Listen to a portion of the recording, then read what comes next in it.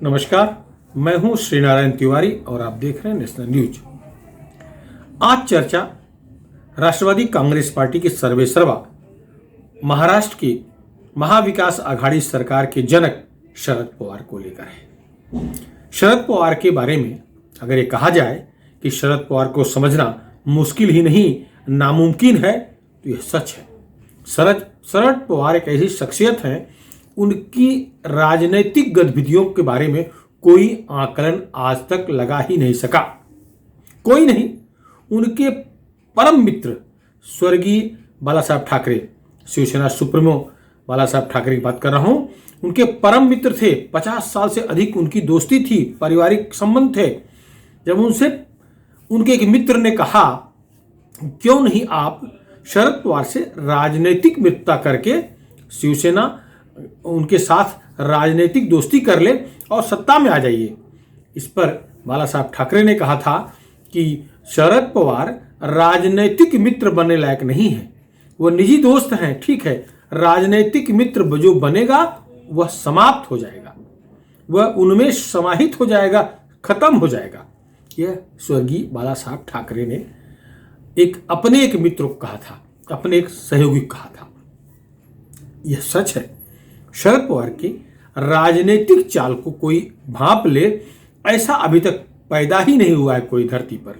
उनकी राजनीतिक गोटी किस तरफ फिट होने वाली है यह कोई नहीं भांप सकता। आपको याद होगा 2014 के विधानसभा चुनाव में भारतीय जनता पार्टी को अपने बल पर सरकार बनाने भर की सीटें नहीं मिली थी। उस समय बिना पूरे रिजल्ट आए ही शरद पवार के पार्टी के प्रवक्ता कह लीजिए, शरद पवार करीबी राष्ट्रवादी कांग्रेस पार्टी के वरिष्ठ नेता प्रफुल्ल पटेल ने बिना किसी के मांगे ही भाजपा को समर्थन देने की घोषणा कर दी। भाजपा ने समर्थन नहीं मांगा था, पूरा रिजल्ट भी नहीं आया था। उन्होंने बिना किसी शर्त कह दिया कि भारतीय जनता पार्टी यदि चाहे तो सरकार बना ले, बाहर से उनकी पार्टी समर्थन देगी। और हुआ, सरकार बना लिया भारतीय जनता पार्टी ने, राष्ट्रवादी कांग्रेस पार्टी उनको बाहर समर्थन देती रही। बाद में स्थायी सरकार चलाने के लिए देवेंद्र फडणवीस ने शिवसेना से समझौता किया और दोनों मिलकर के लगातार 5 साल एक अच्छी सरकार चलाए। 2019 के चुनाव में भी दोनों साथ लड़े थे और बहुत अच्छे परिणाम आए थे। भाजपा शिवसेना मिलकर सरकार चलाते तो निष्कंटक राज करते 5 साल, इसमें दो राय नहीं। लेकिन शिवसेना के कथित चाणक्य, शिवसेना के प्रवक्ता संजय राउत को एक नया चस्का आया। मुख्यमंत्री शिवसेना का बैठाने के चक्कर में वो उद्धव ठाकरे जी को मुख्यमंत्री बनवा बैठे। शरद पवार की चाल कही जा रही है। चर्चा यह है, शरद पवार को समझना जो नामुमकिन कह रहा हूं वो इसलिए है कि अभी महाराष्ट्र की सरकार उनके ही आशीर्वाद से, उनके ही छत्र छाया में चल रही है। भले ही शिवसेना का मुख्यमंत्री हो, लेकिन शरद पवार की रणनीति का प्रतिफल है कि महाराष्ट्र में महाविकास आघाड़ी सरकार चल रही है। शिवसेना भारतीय जनता पार्टी से अलग हो गई है। शिवसेना राष्ट्रवादी कांग्रेस पार्टी और कांग्रेस के साथ मिलकर के सत्ता में है। 3 धुर विरोधी दल एक साथ बैठकर सत्ता चला रहे हैं। यह शरद पवार की चतुराई का प्रतिफल है। अब इसमें शरद पवार जी चतुर तो है ही हैं, इसमें क्या साध्य करना चाह रहे हैं यह शिवसेना नहीं भांप पा रही है। शिवसेना नेता नहीं भांप पा रहे हैं, आम शिवसैनिक भांप गए हैं और शिवसेना के विधायक भांप गए हैं कि शरद पवार और राष्ट्रवादी कांग्रेस पार्टी शिवसेना को खत्म करना चाह रही है, खत्म करती जा रही है, रोज खत्म कर रही है। शिवसेना रसातल की तरफ बढ़ रही है, यह विधायक जान रहा है, यह शाखा प्रमुख जान रहा है, यह जिला प्रमुख जान रहा है, सब जान रहे हैं, अधिकांश मंत्री जान रहे हैं शिवसेना के। लेकिन पता नहीं उनके सुप्रीमो को यह क्यों नहीं समझ में आ रहा है। ये तो वो जाने, या समझ के नासमझ बने हैं, या ईश्वर की यही इच्छा है। वो जो भी है वो उनका वो देखें, लेकिन शरद पवार को समझना असंभव है, इसमें दो राय नहीं है।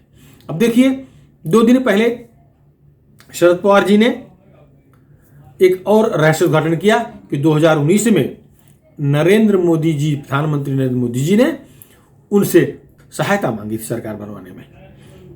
वो गोल गोल बोलते हैं, दो अर्थी बोलते हैं, उनके शब्द का इतना अर्थ लगाना चाहे लगा सकते हैं।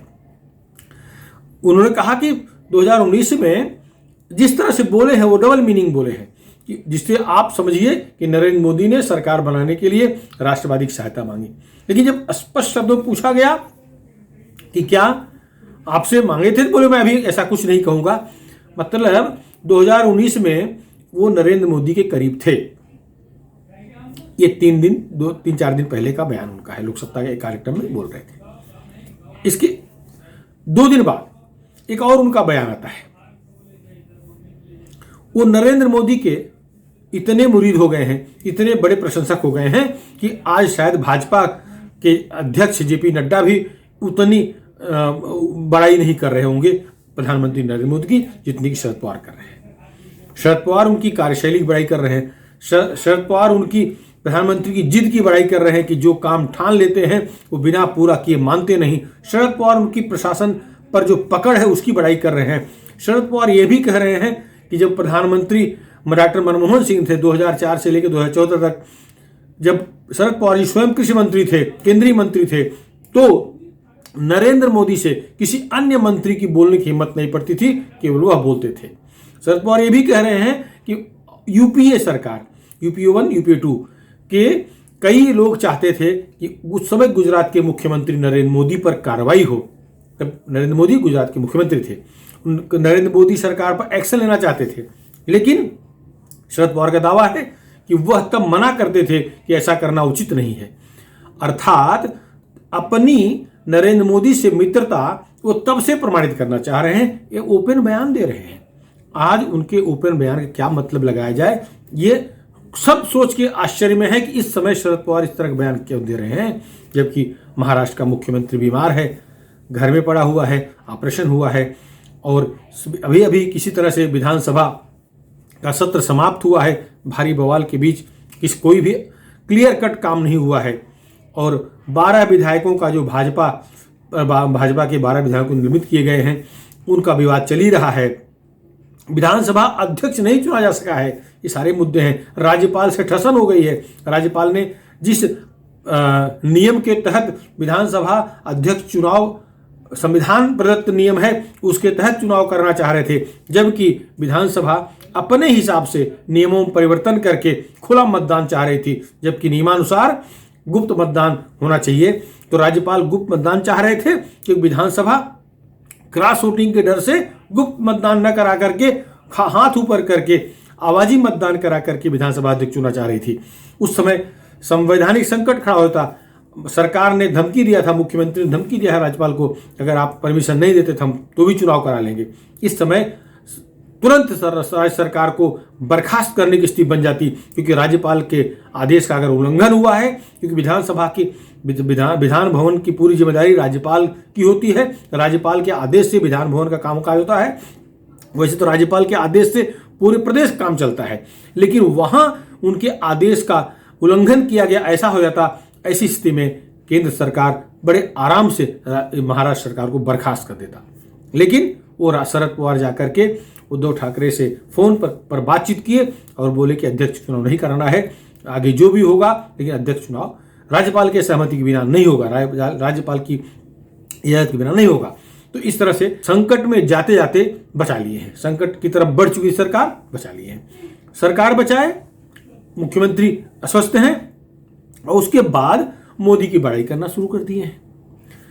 क्या अर्थ लगाया जाए, इसको लेकर के कांग्रेस वाले, शिवसेना वाले सब विषुपेश में हैं। सब किंग कर्तव्य विमूढ़ हो गए हैं। केवल संजय राउत को छोड़ दिया जाए तो कोई भी कुछ बयान देने के पक्ष में नहीं है।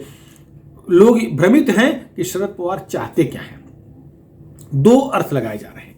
एक तो यह कि जिस तरह से CBI, ED, income tax, NIA, narcotics bureau आदि केंद्रीय एजेंसियां महाराष्ट्र में बड़े बड़े मगरमच्छों को पकड़ रही हैं, अंदर डाल रही हैं, उसमें बड़े पैमाने पर राष्ट्रवादी के नेता, मंत्री, पदाधिकारी शामिल हैं।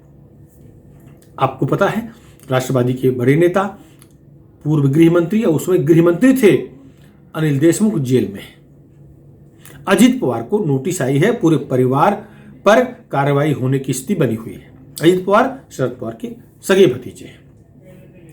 इनके ही परिवार के एक सदस्य के ऑफिस से बहुत बड़े मात्रा में नोट बरामद हुई है।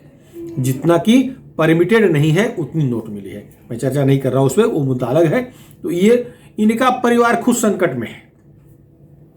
राष्ट्रवादी कांग्रेस पार्टी के अधिकांश मंत्री, अधिकांश बड़े नेता किसी न किसी तरह से केंद्रीय एजेंसियों के रडार पर हैं और उनके खिलाफ इतने भरपूर प्रमाण हैं कि वो मामले चलेंगे तो जेल होना सुनिश्चित है। मुंबई से लेकर के पूरे ग्रामीण भाग तक पश्चिम महाराष्ट्र के नेता संकट में हैं। तो शरद पवार जी जो अचानक प्रधानमंत्री नरेंद्र मोदी के प्रशंसक बन गए हैं, कहीं इसके पीछे अपने परिवार को, अपने पार्टी के नेताओं को, अपने पार्टी को बचाने की कोई योजना तो नहीं है। बचाने के चक्कर में महाराष्ट्र की सरकार गिर सकती है। अविश्वास का वातावरण बन चुका है। कोई भी एक दूसरे पर अब विश्वास नहीं करता दिख रहा है। शिवसेना के विधायक प्रताप सरनाईक 8-10 महीना पहले ही शिकायत कर चुके हैं कि राष्ट्रवादी कांग्रेस पार्टी शिवसेना को खाए जा रही है। ऐसे ही नहीं, बहुत सारे लोग कोंकण के, विदर्भ के, पश्चिम महाराष्ट्र के बड़े बड़े नेताओं ने इस तरह की शिकायतें की हैं कि राष्ट्रवादी कांग्रेस पार्टी शिवसेना को खा रही है, शिवसेना के नेताओं को अपने पार्टी में खींच रही है, शिवसेना को कमजोर कर रही है।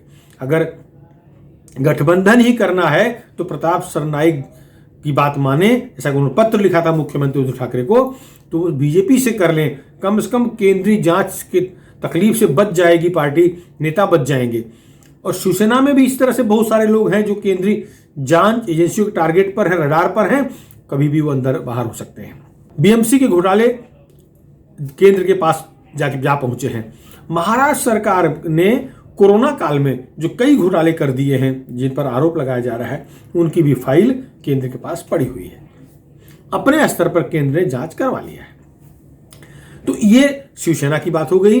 इसी तरह से राष्ट्रवादी के तो बहुत सारे घोटालों की फाइल तैयार है और इस बात को शरद पवार जान रहे हैं। लंबे समय तक शरद पवार सत्ता में है, सत्ता में रहे हैं। तो क्या उन सब को, अपने लोगों को बचाने के लिए प्रधानमंत्री नरेंद्र मोदी के मुरीद हुए हैं, अथवा फिर से कोई चाल चलने जा रहे हैं, शिवसेना को, कांग्रेस को धता बताकर भाजपा के साथ जाकर के क्या फिर से सत्ता स्थापित करने का कोई प्रस्ताव है क्या? इस तरह की चर्चा पूरे राज्य में हो रही है। लोग पूछ रहे हैं, लोग जानना चाह रहे हैं कि शरद पवार ने यह बयान क्यों दिया है। वैसे भारतीय जनता पार्टी अब महाराष्ट्र में न तो सरकार गिराने के पक्ष में है, न बिना चुनाव हुए या फ्रेश चुनाव के बिना पब्लिक का ओपिनियन जाने अब सरकार बनाने के पक्ष में नहीं है। देवेंद्र फडणवीस ने माना है कि जो 72 घंटे की सरकार अजित पवार के साथ वो बनाए थे, वो बहुत बड़ी भूल है। कोई भी केंद्रीय नेता, कोई भी बड़ा नेता महाराष्ट्र सरकार को गिराने के पक्ष में नहीं है और सरकार बनाने के पक्ष में नहीं है। सब यही कह रहे हैं कि अपने अंतर्कलह सरकार गिर जाएगी। तो अब शरद पवार जिस तरह से प्रधानमंत्री के मुरीद हुए हैं, जिस तरह से नई पारी खेलते दिख रहे हैं, इसे तो यही लगता है कुछ नया होने जा रहा है। नया होगा या तो फिर चुनाव होगा महाराष्ट्र में, नया होगा सरकार गिरेगी, नया होगा तो शरद पवार कोई नई चाल चलेंगे। क्या चलेंगे अभी कह पाना मुश्किल है। जैसा कि आपको मालूम है, शरद पवार को समझना मुश्किल ही नहीं, नामुमकिन है। ये सच है। आपकी क्या राय है? क्या शरद पवार की राजनीतिक चाल कोई समझ सकता है, भांप सकता है? आपकी जो भी राय हो आप हमारे चैनल के कमेंट बॉक्स में जरूर लिखें। और हाँ, यदि अभी तक आप हमारे चैनल को सब्सक्राइब न किए हों, नेशनल न्यूज चैनल को सब्सक्राइब न किए हों, सब्सक्राइब जरूर कर लें, जिससे कि हम जो भी पोस्ट करें, राष्ट्र से जुड़े मुद्दों पर जो वीडियो बनाएं और पोस्ट करें, आपको तत्काल मिल जाए। धन्यवाद।